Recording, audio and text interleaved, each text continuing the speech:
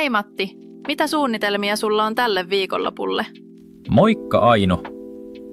Ajattelin mennä käymään näyttelyssä ja sitten ehkä ulos syömään. Entä sinä? Kuulostaa kivalta. Miten olisi, jos mentäisiin yhdessä? Voitaisiin nauttia päivästä yhdessä. Joo, totta. Voitaisiin vaikka ensin käydä kahvilla ja sitten katsotaan se näyttely. Mitä mieltä olet? Se kuulostaa täydelliseltä.